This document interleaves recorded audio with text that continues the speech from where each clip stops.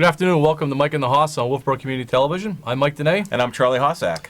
It's just me and you, big boy. Yep, this is it. So no guests. Well, there's a good reason we don't have a guest. Coach Place, the Lynette Place, who coaches volleyball, they have an away game today. So Yep. I had said to her, I saw her and field hockey's away today too, so we couldn't get Coach Riley, and we couldn't get Coach Gagney for bass fishing. They must be practicing. But Coach Place, I saw her last week at the field, and she said she is going to be on the show. And I said we might as well hold off maybe for playoffs, maybe a playoff preview. Okay. Because they're doing quite well. They are 4-2 Yep. right now, and not including bass fishing. Right now, I'd say they're the most successful Kingswood Fall sports team. I agree. They are. And without knowing what's going on with cross country, all the details of cross country, it's hard Right. to find their record on cross country. So let's jump to bass fishing. Because right now it's a pretty exciting time for Kingswood and bass fishing. Yeah. And we really want to get Coach Gagney in here because We have so many questions. So many questions. We're going to do a whole episode with bass fishing. Yeah. They qualified for the D2 state championships. We believe that they're this Saturday. Right. They have a roster of, we're going to mention their names, Jared Dearborn, Riley Smith, Colby Lindsay, Lucas Snyder, Kyle Place, Cam Yates, Eli Bennell, and Wes Mills. Nice. It's a good-sized team. It is, and I guess that I don't even know how big of a bass fishing team there needs to be. No. Are they all in the same boat? I don't know. It's going to be a big boat. I don't know. All fishing, right? So. Does it all count? Do they all catch one and it counts? Yeah, I don't know. I'm asking you the questions. I have no answers, but this is all something I want to find out about. I'd like to just go and see it. We could go on a practice. Can we with them. broadcast the bass fishing? Oh, could you imagine? On the boat? On the boat. Let's do that. They're going to need a bigger boat. Let's see if Coach Gagney wants us to broadcast. You're right. We have tons of questions about because bass fishing is relatively new, right? Not just to Kingswood, but just to the state in general. Yeah. And it really addresses a need. There's a void. There's kids that want to participate in something after school, right? That might not be your traditional field sports. Oh, I agree. I mean, it's so popular in this area. I mean, the lake. Obviously, we live in the Lakes region, but Charlie Moore, the Mad Fisherman, he comes to Wolfeboro all the time. Yeah. So he's up in this area. From Wolfeboro, I believe. Is he really? I believe Charlie Moore is from Wolfeboro. So it's so popular. I mean, the television shows about it. I was going to say that there's an ESPN channel dedicated to that. Yeah. I'm so sorry. And you've got video games and everything. So fishing is extremely popular. So we got to get Coach Gagney. It looks like it's going to have to be after. So we'll be able to summarize his season and maybe help him with his program for next year. Yeah. Figure out the rules. And we did see it. Did you see the nice picture though in the paper? The picture was with Jared Dearborn and Cam Yates. Yep. And they were holding the fish that they caught, and it was like 13 pounds and something. And another local school. Is that a lot? I don't know. The other local school going is Prospect Mountain, and they had around 16. So it's great to see the Lakes region representing. And again, I would like to get educated on what it is, because I can't imagine all of these guys are in the same boat. Yeah, I can't. It's I mean, bass fishing. Probably boats not. You probably play. Small. I mean, maybe I know nothing about it, but it's probably like you pairs and you and your buddy, and then you compete. But I don't know. But do we have that many boats? I don't know. Wow. Maybe we just have one boat. We have some questions. So if we had call-ins, which we're still working on that part, when we go live, we're going to have call-ins. Here's a question for you. You probably don't know the answer. You catch the fish, and then what do you do with them? You throw them back, right? Catch and release. You weigh it. Well, you weigh it. There's got to be some sort of. Yeah. Actually, no. I would say that they probably hold on to them. They must have some sort of a fish bucket. Like a holding tank. Because you got to, when the boat comes to shore. Is that where the term holding tank came from? He's got to go to the holding tank. Maybe. So who knows? But yeah, so you got to measure. You got to weigh the fish. Yep. Probably, and it's got to compete against all the other fish that are out there. Yeah. Now, is it the average weight of the fish, or is it the total weight? So if you catch a bunch of little guys, does it add up, or does it have to be a minimum weight? And then if somebody brings in the big whopper, does that? We have so many questions. We do. All right. So. And do you have to? Are you required to yell "fish on, fish on"? I mean, we need to. Maybe we need to investigate this. I don't know. All right. So we're going to try and have Coach Gagney. I say we have him on next week. Can we may need 2 episodes with him. We have so many questions. All right. So the football team. Yeah. They were in Hanover last week. They got their first win. I just pounded on the table. I'm not allowed to do that. Well, they got a cushion for us. Sorry, Allie. Yes. It was a win. You said that. I did say that. But you didn't say it. It was a win. football won, and it was exciting. And it was really And exciting. it was an exciting game. It came down to the end. Kingswood had a little lead built up. Hanover came back. Yeah. And it was a back and forth there at the end. Kingswood showed what their offense is capable of doing in the right scenario. Yeah. And it was it was the two evenly matched teams. Absolutely. And Kingswood able to come up on top. They were so excited. I mean, we were there on the not on the bus, but we were congratulating the team as they were getting on the bus. And it was really nice to see because wins are hard to come by for the football team. And they have been hard to come by over the last 4 or 5 years. Right. And just to see their excitement it was really special. And the coaches, awesome. Coach McCullough, we know how happy he is because he lives and dies the Kingswood football. Right. Was really happy for him. Coach Landry's first varsity win. I know. He's been an assistant awesome. for all those years, and this was his first varsity win. And the game itself, like I said, both teams were played well at times. Both teams played poorly at times. Both teams tried to give the other team the win. So but it was good. It was nice to see them come up on top. Right. And hopefully that builds up a little momentum.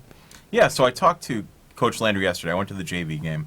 And Coach Landry is cautiously optimistic about this Friday night against John Stark. Okay.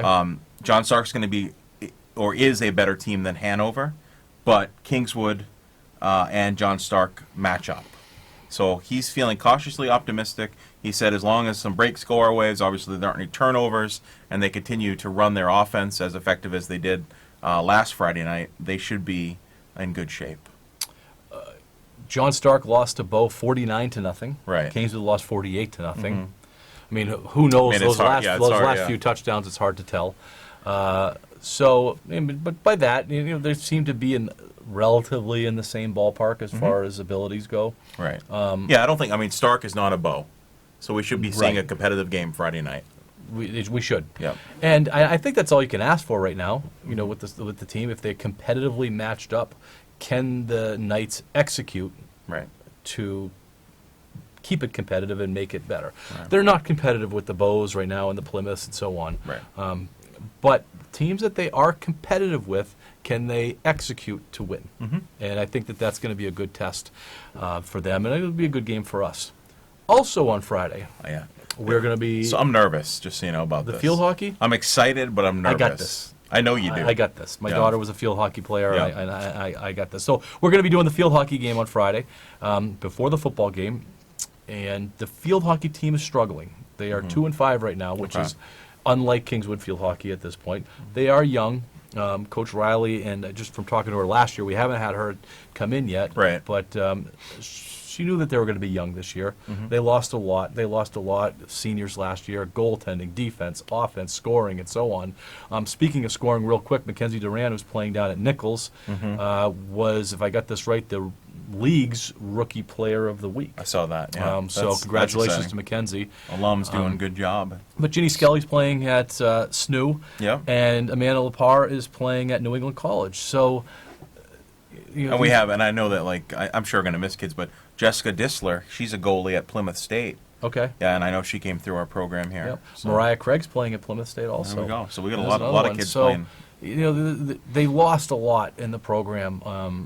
And I know that they have some real talent at the freshman, sophomore age group. So I think the future is bright, but I think that some growing pains right now for Kingswood. Right. And they haven't had to deal with that in the field hockey team for a while.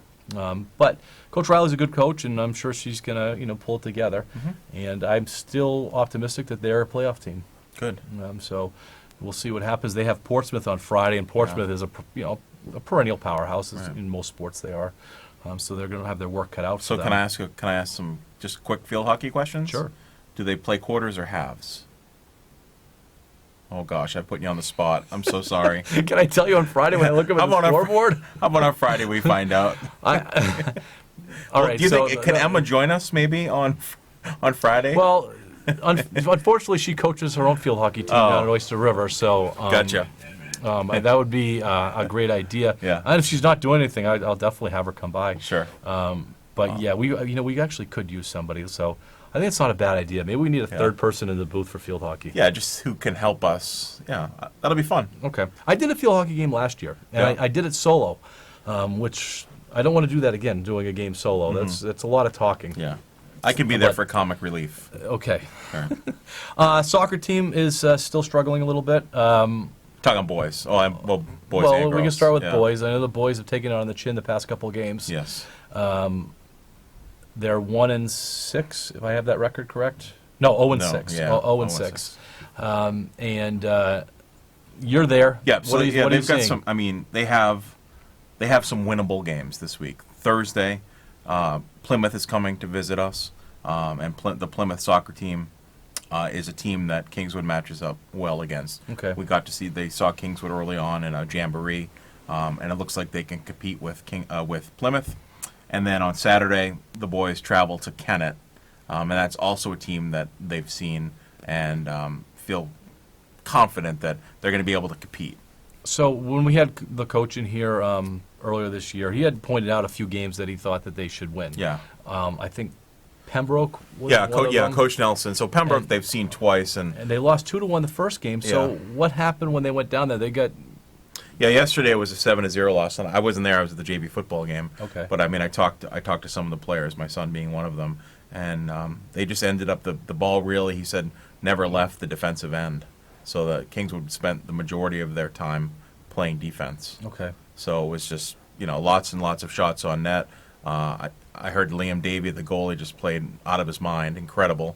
But you can't stop anything. Do you remember everything. when they lost 2-1? Was it the same kind of a thing but the ball bounced their way a little bit more? Yeah. So with the 2-1 win, actually Kingswood had the lead, and they got an early lead with a good bounce, a great pass, and they were able to put the ball in the net, and it was a little more evenly matched than it was this time. Okay. And granted, I saw the 2-1 game, but this was based on players telling me yesterday. Yeah. I mean, are they getting better? Absolutely, they get better. Okay. I mean, they get better every game, and that's what you Okay. got to look at. Are they improving? Are they getting better? And is the future bright? And I think the answer to all those questions is yes. Okay, good. Girls do have a win under their belts. They do, They are yeah. 1-5. Yeah. Their past few games have been tough too. Right. They're playing, the iron of their schedule right now, and it's showing. And we had Coach Kelly, is that right? Yep, Coach yep, Kelly, Coach Kelly. and he's optimistic about the future. He feels that the girls are getting better. Right. And every day, it was enjoyable watching him when we watched the girls game.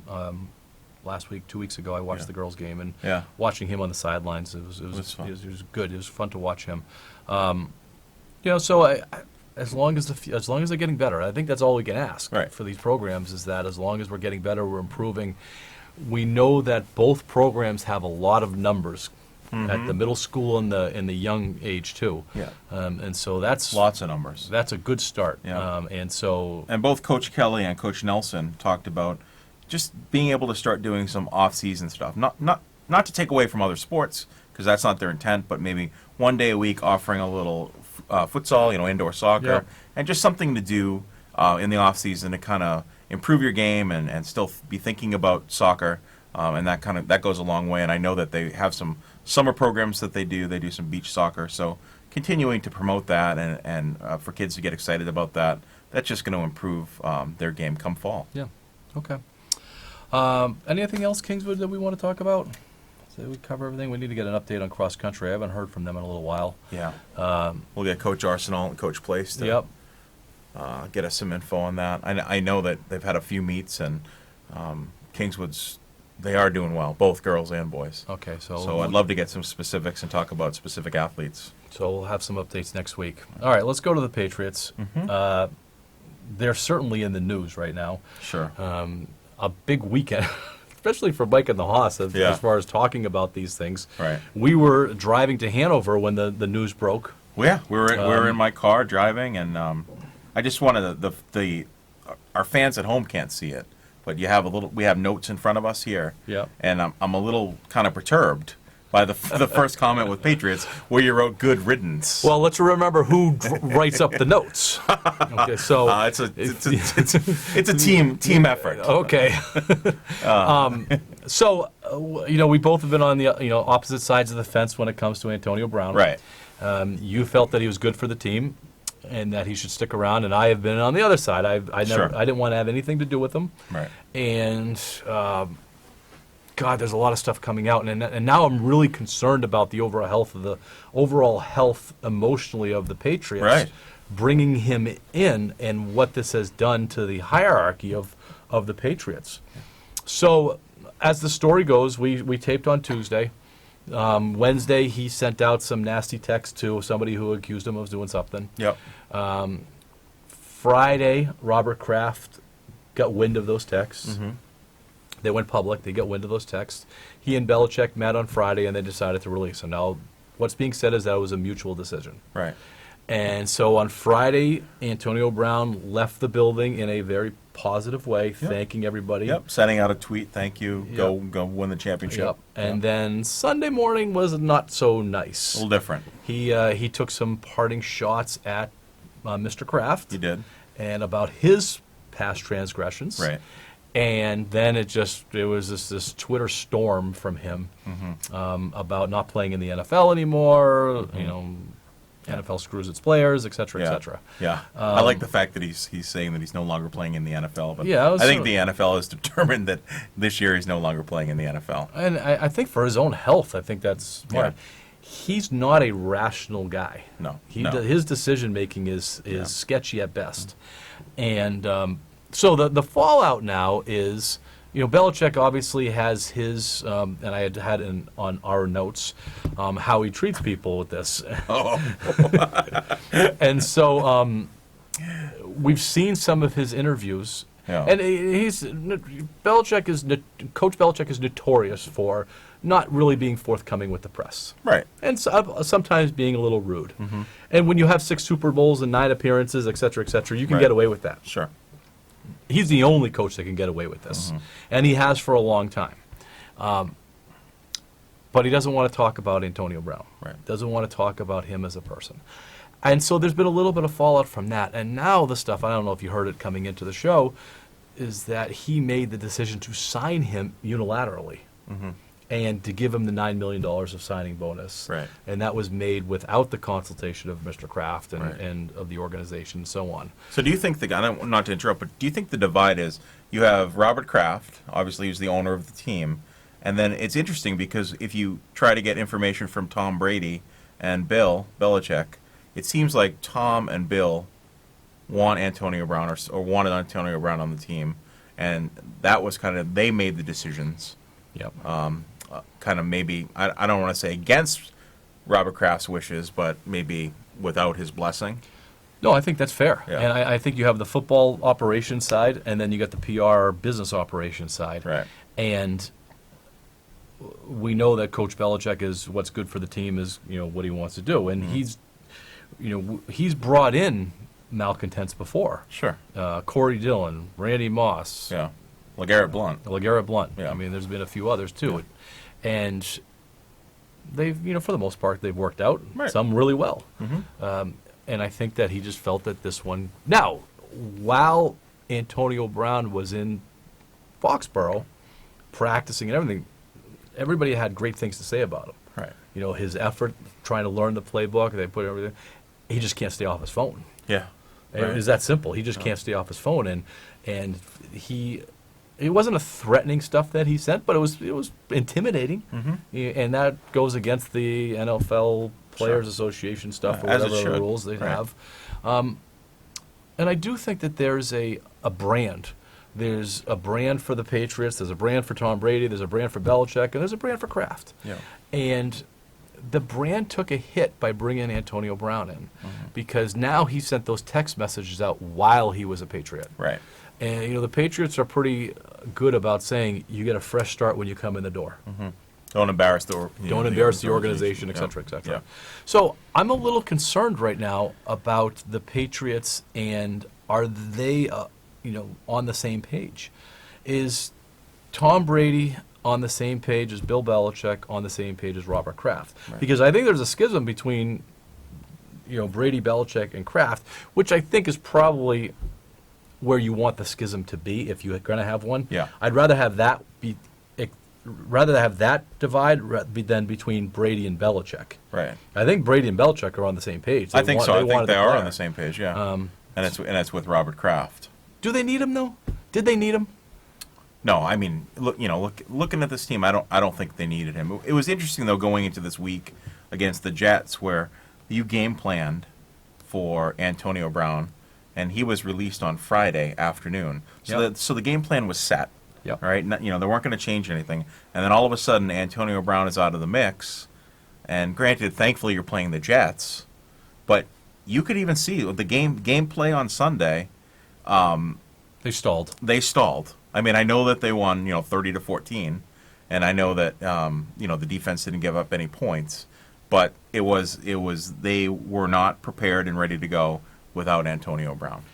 I was nervous, and I think I threw out a few barbs at the Patriots on this one, though, when Josh Gordon went down with an injury, and then Edelman went down with an injury. Sure. And I said the Patriots are going to be shopping for a quarterback all of a sudden. Wide receivers all of a sudden. Yeah. And, I mean, that's kind of how it goes. It's such a fragile position. Right. And you have Edelman, who's 33, I believe. Mm-hmm. I think he's 33, playing a position that he takes an absolute beating. Yeah. He's an old man in that position. In that position. As a slot receiver. 25 is an old man in that position. Yeah. It's really a tough position, and what a tough guy he is. And apparently his injury is not very serious, and he's going to play this week. Yeah, but think of that. You're right. He's going to play this week, and it's not very serious, but he's going to go out and get pounded again. So, what does that look like 8, 9, 10 weeks when the games matter? Right. So I think that Brady needs to, and Belichick and McDaniels and so on, they got to start getting these other guys involved. Right. It can't be just Edelman and Gordon the whole time. No. And now that Devlin's Devlin's out, the fullback's out. So, and I think that's a replaceable position. I think that they could put, a lot of guys but do they have in there. it is replaceable. I get that, but they don't have any backs that can catch. Sony Michel doesn't catch. James White. Yeah, but I'm just saying, Sony Michel, if you're building around that, he's not going to catch any balls out of the backfield, where Devlin was consistent pass receiver. He could, yeah. So I mean, that's somebody that they're going to have to fill that position, that need. But Orzechowski and Myers, and then you got to get N'Keal Harry back into this thing, and those three guys got to get involved. Have got to be, at least 30 to 40% of what they're doing between the three of them, because if they're going to be 80-90%, Gordon, Edelman, and who's the third? Dorsett. Yeah. Those guys aren't going to make it to Game 16. Right. And that's a huge deal. Injuries are starting to pile up for them. Mm-hmm. Isaiah Wynn, he's on the IR. Devlin's on the IR, and Harry's on the IR. And they can only bring back two of them. Mm-hmm. They're allowed to bring back two of them after, I think, Week 8. Yeah. And they're saying Harry's hopefully coming back Week 5. Oh, is that what it is? That's the talk. Okay. So well see. they need him. I mean, we know Devlin's coming back. So do we? You're going to need. Well, is it Devlin or Wynn? Which one's more important? Oh, Wynn's more important than Devlin. Okay. Yeah. So I don't know. So is N'Keal Harry out? So that's because he hasn't proven anything yet. He's a rookie. Yeah. So it'll be interesting to see. They get some tough decisions. You had me put on our notes. I did. Gronk. So you're up. I just want to. I think it's time for us to do a Gronk update. Okay. So 3 games into the season, the Pats are 3-0. Good chance they're probably going to go. What do you think? 6-0 before there's any real competition. I don't consider Buffalo this week much competition. Yeah, I don't think so. So what do you think? 6-0, maybe 7-0, comfortably, probably. Good chance. Without any major catastrophes. Are we looking now? There have been so many people talking about, 16-0, then the 19-0. This is it. They're going to go 19-0. Brady's going to retire. Does Gronk get back into the mix this year to be part of this, what could be perceived as historic team? I think Gronk gets back in, but I think he gets back in based on need. I think they're going to need him. Yeah. When Izzo caught that ball, he blocked and then went out into the flat, and he was able to catch that ball, and he ran for like 30 or 40 yards. Yeah. Gronk scores on that play. Yeah, sure. I know. Right. Gronk, yeah. I was just, as he was running down the field, I'm thinking, Gronk scores on this. Right. And he didn't score. He made it down there, and obviously, it was a good play. But the running game is non-existent right now, and that's what they lived off down the stretch and won a Super Bowl with their running game. Right.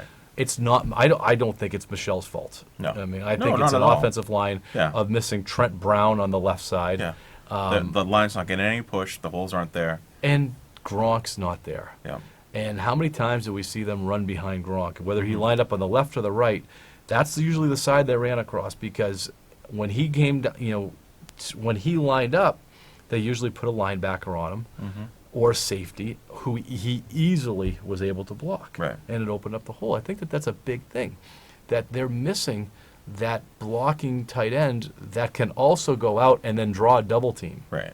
Yeah. I mean, I think their offense is obviously pretty good, but it's different because you don't have that double team guy now. I mean, I think Gordon and Edelman, sure, you can double team them, but Gronk had to be double teamed. Right. Had to be. When he went out for a pass, two guys went with him. Usually a safety and a linebacker would go with him, and that opened up the running lanes too. Right. Because he goes out, those guys aren't around. And we had talked at the beginning of the year. We talked about. I mean, I'm actually excited about the offense. It's better than I expected. Yeah. We knew the defense was going to be phenomenal, but the offense is actually still performing even in its beat up state. Yeah. But when's Gronk come back? Thanksgiving. We need him. You've determined we need him. Thanksgiving. Okay, I agree. Yeah, I think that's what Thanksgiving's it's going a to good be. time. They do have the Bills this week. Are we both in agreement that they should roll? Yeah. The Patriots I roll think this the week. best news that could happen for the Patriots is that the Bills are 3-0. Yeah. And it's in Buffalo. Yep. Because I think that'll get their attention. If we were going up to Buffalo, I think the Bills are okay. I don't think they're a bad team. Definitely. I think they're the second. They're better than the Jets. They're better than the Dolphins. Exactly. And so I think if the Bills were 1-2 or 0-3 or something like that, even 2-1, I think the Patriots might close their eyes a little bit and try to go up there. Now that they're 3-0, Belichick can get their attention and say, hey, this is for first place. And it is for first place. And plus, there's going to be so much hype up in Buffalo for this game. Of course. It'll be. What do they call it?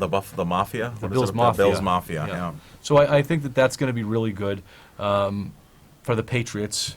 Yeah. And real quick, Flash Gordon Yeah. is he? Do you trust him? Do I trust Josh Gordon? Yeah. I'm starting to. Yeah, me too. Yeah, I'm starting to. And I think the person that needs to trust him the most is Tom Brady. Well, I think he does. Yeah. I think he does. But are you trusting that he's going to be around for the whole season? I think so. Okay. I think so, yeah. They need him. They Yep. need him. I love his interviews right now are spot on at the end of the games. He drank the Kool-Aid, obviously. Yeah. He really is all in, and he could be a Patriot for life based on what the Patriots have done for him over the past That'd be year. awesome. Real quick, I want to talk about the Red Sox for a second. Okay. They can't find a general manager. No one wants to become the Nobody general. wants to I be did the- hear that. Should we Nobody- put it on our applications? Well, We can do it together. I think that's interesting. It is. Why do you think that's the case? Is the organization that damaged where nobody wants that job? Probably. I mean, we beat the Red Sox up. I mean, they're not going to win it for the next few years. They got to get. I mean, we already talked about what they need to get rid of. Yep. They need If you could hire anybody for the general manager for the Red Sox, if you were in charge of hiring, besides hiring Mike and the Hoss, who would it be? I have my choice. All right, go ahead. Theo. I think they should throw. Gonna bring back Theo. They should bring him throw back. a bucket of money at Theo. Do you think he'd do it? Yes, I do. He's Really? native. He won. He showed that he could do it in Chicago. Yeah. He's down on Chicago right now. Yeah. He doesn't think that they're playing well. He doesn't think they're playing hard. I think that, unbelievably, I think the Red Sox are now a rebuilding program. Yeah. And I agree with you. I think that Theo is the one that they should bring back. I think they should throw all the money they can at Theo, and hopefully get him back for the long term and get him building the program from the ground up again. At least you didn't say Cashman. Nope. Nope. All right. Or Dan Duquette. Yeah. All right. Anything else, Charlie? I don't have anything. All right, that's going to do it for us, Mike and the Hoss of Wolfeboro Community Television. We would like to thank Allie behind the cameras And don't forget our sponsors. sponsors, Downtown Grill Cafe. and Morrissey's Front Porch. Yep, you got it. All right, so thank you to those guys, and we will see you next week. Go Knights. Go Knights.